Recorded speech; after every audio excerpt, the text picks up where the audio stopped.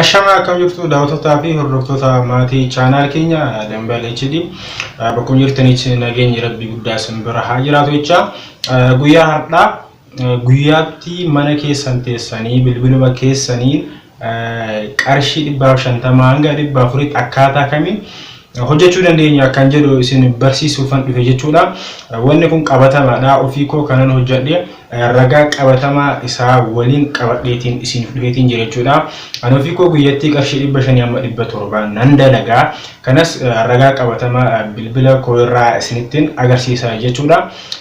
Video kana ilaaluun dura namoonni yaada negatiivii ta'an nama waasi barsiisuuf dhufeef nama waasi barsiisuuf jecha wanna ta'eef agarsiisuuf namoonni yaada negatiivii ta'an ilaalchan ta'anii qabdan osoo video kana ilaaluu osoo hin eegalin asumatti stop gootee bira bahuu dandeessa jechuudha. Kan immoo nama qaroomii taatee intelligence taatee namarraa waa baradheetti akkuma linkii YouTube kana irratti tambileen isaa argiteetiin maallaqa dalaguuf dhufte jiraatte taanaan namni intelligence namni qaroomtee video kana amma dhumaatti ilaali fayyadaman si jechuudha.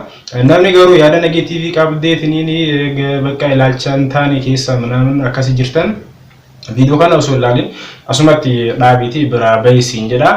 Amma hedduun keessan dhaga'uu dandeettu waa'ee fiyaas manaan isa jedhu kana jalqaba irratti akkaataa ittiin galmooftan video as gagallee kana gadi irra jirutti irratti isiniif hojjedheetiin ture jechuudha. Akkaataa ittiin galmooftan jechuudha.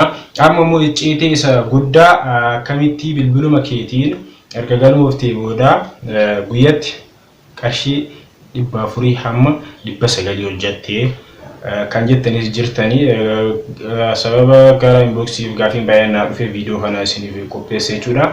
Mee amma kallattiidhumaan akkaataa icciitii isaa isinitti hime jechuudha. Akkamitti mana keenya teenyee birrii kana dalaguu dandeenya kan jedhu jechuudha. By the way jalqaba wanni isin beeku qabdan paakeejii waggaa tokkoof isiniif ta'u bitachuu qabdu jechuudha. Isa kana dalaguu VIP irraa jechuudha. Mee amma jalqaba irraa video isa jalqaba irraa akkamitti register akka gootanii fi akkaataa itti nama feertanii maallaqa itti dalagdan icciitii isaa isinitti agarsiisa jechuudha. Jalqaba irratti kanneen galmoofnes as kun amma isinirratti nan agarsiisa.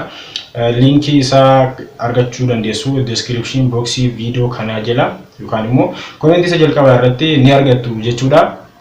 Linkii isaa sirrii ittiin galmooftan jechuudha. Comment isaa irra isiniif kaa description box video kana irratti isin argattu jechuudha.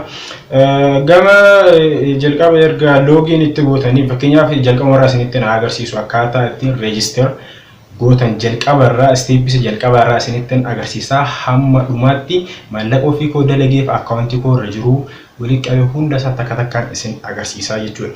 Jalqaba akkaataa itti galmooftan isinitti agarsiisu bilbila koo irraa ani miseensa garuu bilbila isaa haaraa isinitti agarsiisuuf fayyadama jechuudha. Fakkeenyaaf akkaataa itti galmooftan jalqaba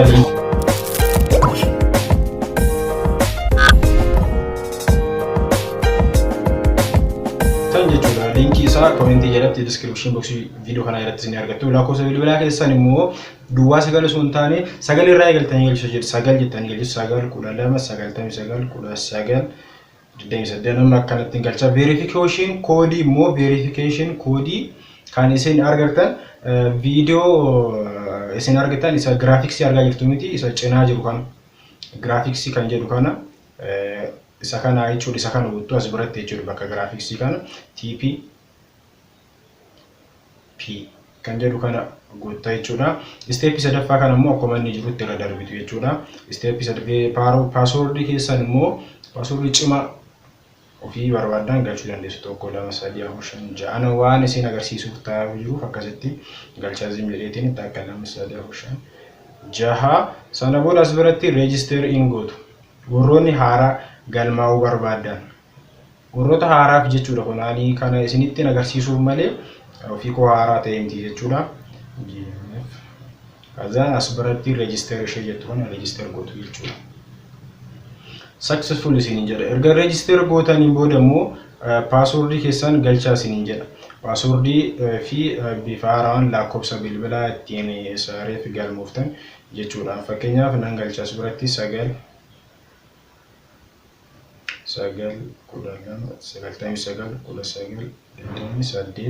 achi booda bakka password qabtee kanattis password keessan galchitu sana booda as bira dhuftaniitiin ishee kana sign in gootu jechuudha. Sign in. Sana booda akkaawuntii gara akkaawuntii keessaniitti direct isin fida jechuudha. Seeraan galmuuftan immoo akkaataa kanaan isin fida. Asumaan jettanii qarshii maallaqa keessan akkasitti dalagdan laaluu dandeessu. Kun haaraa isinitti agarsiisa jechuudha. Jalqabaaf yeroo galmuuftan qarshii 50 isiniif laata jechuudha. Yeroo jalqabaaf galmuuftan kun as bira maayin akkasii kun akkaawuntii kana duraan ittiin dalaga jechuudha. Amma mee akkaawuntii gama akkaawuntii kootti seenee maallaqa ofii koo dalage isinitti agarsiisu. By the way, ani kanan dalagee guyyaa 13 keessatti amanuu dhabuu dandeessan garuu kanan dalagee guyyaa 13 keessatti qarshii 3,000 dalageetiin jira. Akkaawuntii koorrattis galii nafteetiin jira jechuudha. Namoonni dalaguu barbaadan ammas ofiin shakkinaa gama teelegiraamii koo as jalatti argaa jirtan kanaan inbox na godhaa, bilbila kanaanis na argachuu dandeessu. Na dubbisaatiin hojjechuu dandeessu jechuudha. Maallaqa keessan amma kallattii namni kanan ofii koo dalagee akkaawuntii koorra seeneetiin isinitti haa agarsiisu jechuudha. Kan guyyaa 13 keessatti qarshii 3,000 dalageetiin jira. Amantes amanuu baattes jechuudha. An kanan dalagaa jiru isin fayyada, nama keenya ni fayyada akkas jedheetiin kanan isinitti agarsiisaa jiru. Namni keenya kaardii guutee onlaayinii sa'aatii 24 tura. Garuu kan karaa maallaqatti oomishan kana hojjedhu ati jettee yoo ati itti himte ilaalchi kee maalidha? Gama biraatti seelaa fudhatu jechuudha. Waa barsiisuun rakkoodha, garuu namni qaroomtee dalaguu dandeessa. Amma mee akkaawuntii koorra seenee isinitti haa agarsiisu maallaqa meeqa akkan dalagee jechuudha. As biratti erga akkaawuntii kootiin jalqaba irratti login godha. Akkaawuntii koo jira. An akkaawuntii lamaan fayyadama jechuudha. Baankii Abisiiniyaa fi Commercial Baankii Nigde Baankii isa jedhan sanaan jechuudha. As bira erga paaswordii fi akkaawuntii koo galchee sign in godha. Erga sign in godhee booda akkanatti naa fida isa maayin jedhu kana tuqeetiin baalaansii koo isinitti mul'isa jechuudha. Itiin jira jechuudha baalaansii kiyya. As biratti argaa jirtu amma guyyaa kaleessaa qofa as biratti argaa jirtu jedhee yaada isinitti mul'ata ta'e guyyaa kaleessaa qofa qarshii 991 dalagee jira. Guyyaa kaleessaa qofa. Torbaan kana keessa immoo torbee tokkotti qarshii 1,965 dalageetiin jira. Argaa jirtu jedhee yaada. Kanan jalqabee kun VIP isa lammaffaadha. Akkaawuntii gosa lammaffaadha. Akkaawuntii kana guyyaa 13ffaa godha. Qarshii manzii hagammaatti qarshii guyyaa 13 keessatti qarshii 3,000 dalageetiin jira jechuudha. Sisteemni kun akka isin hin darbine Oromoo itti fayyadamin namni ilaalcha negatiivii qabdu yaada keedhaatti itti fayyadame. Akkaataa anaan ittiin argachuu dandeenyu nama invite gochuudhaan, nama affeeruudhaan. Kun as bira bakka invite friend kan jedhu kun jira. Invite friend kan irratti tuqxu. Sana booda immoo as bira linkii kana erga akkanatti isiniif fidee key kan jedhu kan erga irratti cuqaastanii koppii ta'a. Sana booda linkii kana paste gootu namoota hiriyoota keessan biratti paste gootaniitiin akkasitti dalaguu dandeessu jechuudha. As biratti amma jalqaba irratti yoon isin agarsiise riikardii koo biilii jechuudha. Kanan hangadhaatti maallaqa anan dalaga ragaa qabatama waliin kanan isiniin jedhee biil riikardii kan jedhu kun jira. Biil riikardii kana keessa seeneen kun isinitti agarsiisa. As bira expenditure kan jedhu jira. Argaa jirtu dhee yaada. Amma laalgaa ani kanan jalqabe VIP isa kana lammaffaa akkaawuntii gosa lammaffaa gaafa akka faranjiitti Apriilii gaafa guyyaa 12 har'a Apriilii meeqa? Apriilii gaafa guyyaa 22 jechuudha. Garuu kanan dalagee qarshii kun as biratti ilaal guyyaa kun kanan baasii godhe qarshii 100 baasii godhe qarshii 500 jira 300 kanan baasii godhe as biratti argaa jirtu 700 kanan baasii godhe qarshii 700 kanan baasii godhe kan akkaawuntii koo irratti galuu isaa immoo ragaa qabatamaa isaa kun koottaa laala bilbiluma koo irra seenee isinitti agarsiisa jechuudha. Kanan fayyadamee kana baaseen gama baankii Abisiiniyaa jechuudha. Bank of Abisiiniyaa kuno isinitti agarsiisa. Bank of Abisiiniyaa. Okay, Bank of Abisiiniyaa kuno laal. Bank of Abisiiniyaa qarshii 700 baaseen ture miti. Qarshii 700 baasee laal kun as biratti qarshii 700 baasee ture bakka duratti isinitti mul'isan irratti jechuudha. Sana boodas ammas deebi'ee qarshii 500 galii naaftee jira. Baasee akkaawuntii koo irratti galii naaftee dubbisaa jirtu kun afaan Oromooti jechuudha. Qarshii 500 qarshii 100 jira kun qarshii 300 kun miseeji hundi isaa jira jechuudha. Kanan kana dalagee guyyaa 13 keessatti qarshii 3,000 dalageetiin jira jechuudha.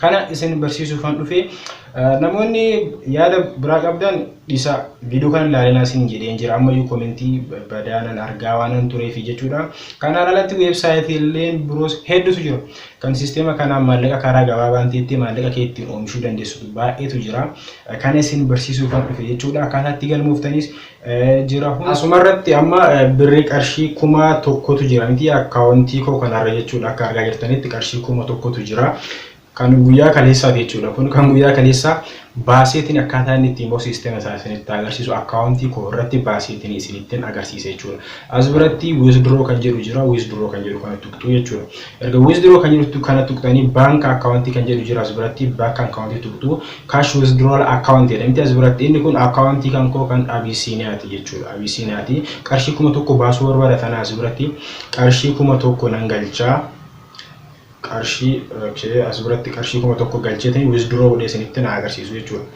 qarshii 1,000 paaswordii na gaafatee paaswordii koos akkanatti ergan galcheen booda as biratti withdraw kan jedhu jira withdraw gootu jechuudha withdraw kan jedhu tuqxu laal successfully withdraw gooteerta naan jedha balaansii koo dura qarshii 1,000 ture amma beekaa qarshii 100 qofatu naafee sa'aatii 24 hamma 48 akkaawuntii koo irra ni seena qarshiin 1,000 jechuudha barbaachisaa taana yeroo qarshiin 1,000 seene ragaa qabatama waliin viidiyoo isaa suuraa isaa viidiyoo isaa meseejii koo irratti qabee isiniif dhufaa jechuudha haala kanaan dalaguu dandeessaa oromoo yeroo kan gubini dalagii kan dalaguu barbaadde Telegram inbox na godhi lakkoofsa kanaan video kana linki isaa ittiin galmooftanii musa sirrii commentii video kana jala isinii maxxanseeti jira isa irratti cuqaasuudhaan galmaa isiniin jecha kan galmaa'u isin rakkise immoo Telegram akkaawuntii koo bilbila kana as jalatti argaa jirtu kan isin barreesse kana seentanii na dubbisuu dandeessu barbaachisaa taanaan isin bilbiluu dandeessu isin gargaaruu danda'a wanna isin barbaachisu humna kooti isin jecha video kana gadi video kana dura hojjedhes jira irra deebi'aatiin ilaalaa irraa fayyadamaa isinin jedha oromoo galatooma isinin jecha kanneen YouTube channel keenya haara taatan YouTube channel keenya subscribe godha maatii channel keenyatti dabalama isin jecha yeroo biraamoo video kanaa fi kan kana fakkaatan barumsa isinii ta'an kan maallaqa mana keessatti isanii ittiin oomishuu dandeessan osoo hin dadhabin bilbila keessaniin ittiin dalagdan jechuudha sababni kaardii guutanii isaa 24 social media irratti ooltu waan ta'eef yoo xiqqaate daqiiqaa 5 fi guyyatti qarshii 84 qarshii 24 kaasee 84 hanga 900tti guyyatti akkaataa ittiin dalagdan kana viidiyoo kana gadi akkaataa ittiin galmooftan isin barsiiseetiin jira jechuudha kanneen viidiyoo kana argine laala ammas kan viidiyoo kana laalaa jirtu yeroo keen gobiin obboleessa obboleetti itti seenii hojjedhu fayyadamaa